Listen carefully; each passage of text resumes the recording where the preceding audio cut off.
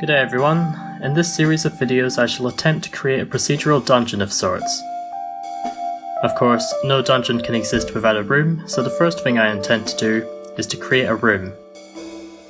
While I could place the elements of a room into the scene directly, I want to instead use a script to spawn in the elements when the level loads. This will allow me to indirectly tell the game where I want the room to be built. First, I will simply spawn in a cube. This is just a few lines of code to initialize and position the object. There we are.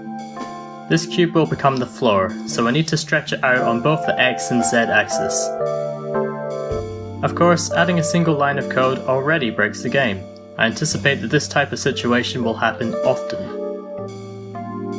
Much better.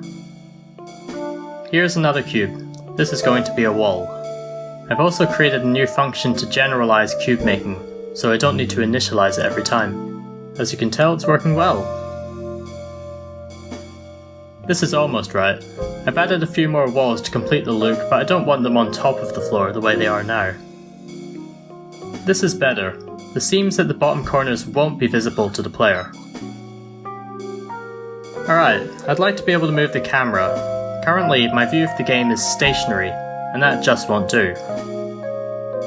Unfortunately, I've come across an error. I'm not entirely sure what this is about, so I'll do some research and come back a little later. After a decent amount of time failing to find the reason for my error, I've discovered it was caused by a typo. I spelled the word transform wrong. After a bit more bug fixing, the movement works, but it goes in the wrong direction. I want the camera to move back and forth, but instead it's moving left and right. An easy fix. I've added functionality for sideways movement as well, so now I can move the camera in any direction I want. It still can't rotate, but that's a task for another time. And finally, the last wall has been added to finish off the room. I've also moved the camera up so it can see above the walls. And that'll do for today. I intend to upload more of these later, but I'm not holding myself to any particular schedule.